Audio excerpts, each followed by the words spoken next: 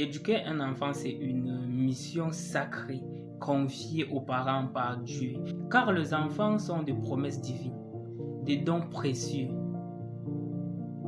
que nous avons le devoir de guider avec amour, avec sagesse et avec de la foi.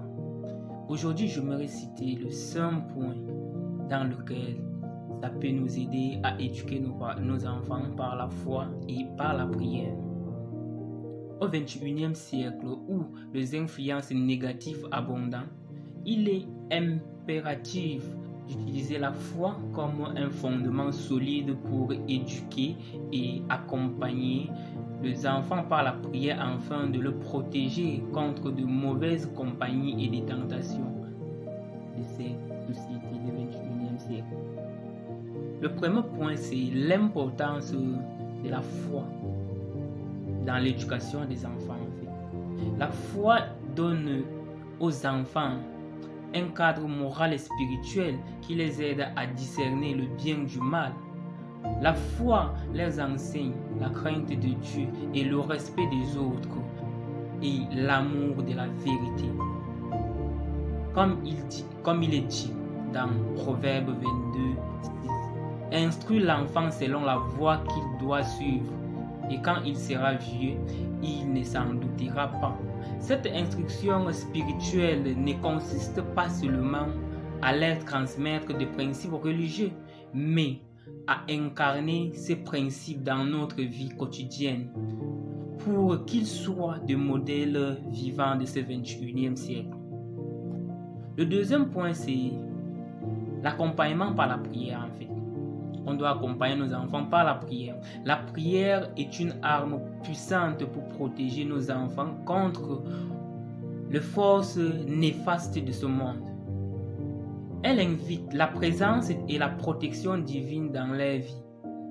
Jésus lui-même a dit, laissez les petits enfants venir à moi, ne les empêchez pas, car le royaume des cieux est pour ceux qui leur ressemblent.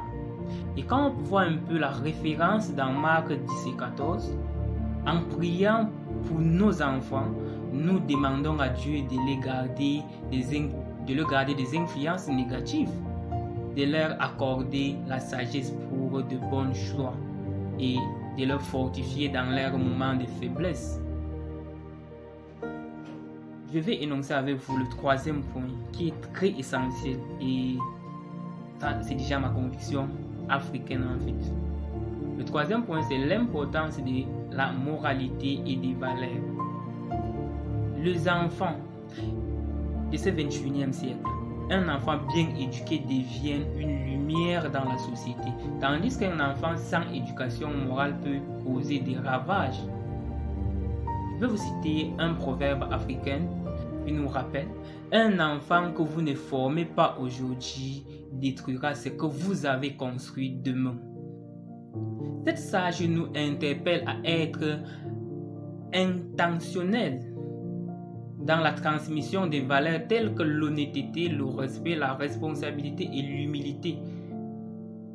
Ces valeurs sont des piliers qui soutiennent leur transformation en adultes responsables et vertueux. C'est pourquoi ces enfants qui n'ont pas eu la chance d'être bien éduqués, vu que leurs parents sont tellement occupés, certains ont tendance de vendre tout le bien des parents après, peut-être quand les parents ne sont pas de ce monde. Pour ne pas citer autant d'exemples que certaines même aujourd'hui, des chiffres familles des citoyens, pour pouvoir peut-être hériter de ces biens en fait. Le quatrième point, éduquer pour transformer la société.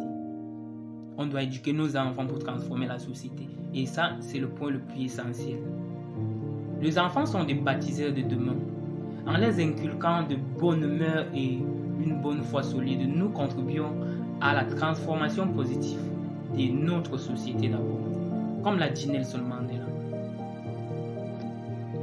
Le président sud-africain, paix à son âme déjà, donc c'était le président le plus célèbre qui a combattu l'apartheid. Vu déjà que je ne suis pas dans ce sens, mais je vais citer une de ces citations en fait. Nelson Mandela dit ceci: L'éducation est l'arme la plus puissante que l'on peut utiliser pour changer le monde. Cela inculque non seulement l'éducation scolaire, mais aussi une éducation spirituelle et morale qui les équipe pour affronter les défis de la vie avec l'intégrité et le courage. On va citer le 5e point en fait. 5e point, c'est encourager une spiritualité profonde. Ça revient un peu chez nous, en fait, ça revient un peu chez nous. Les expériences spirituelles profondes forgent le caractère et renforcent la résilience des enfants. Les sages africains disent: l'enfant est comme un arbre. S'il n'est pas taillé, il pousse des divers. Et en investissant dans leur développement spirituel, nous leur donnons les outils nécessaires pour se redresser face au vent contraire de la vie de ce 21e siècle surtout. Et on va un peu donner la référence même dans la Bible. La Bible nous rappelle également dans Somme 127 quoi? Les enfants sont un héritage de l'Éternel, une récompense qui vient de lui en fait. Vous voyez? Et je me ressuscitais, c'était juste pour rappeler aux parents, pour éduquer les enfants par la foi et par la prière. Car c'est une mission noble et essentielle. Cela exige la patience, l'amour et une ferme conviction que chaque enfant est un chef d'œuvre en devenir. En investissant dans leur éducation morale et spirituelle, nous les offrons un héritage inestimable qui les guidera tout au long de leur vie. Nous devons être leurs bergers pour les accompagner dans leur destinée en fait. Et c'était la voix des Nya Vunfu, terre des cultures.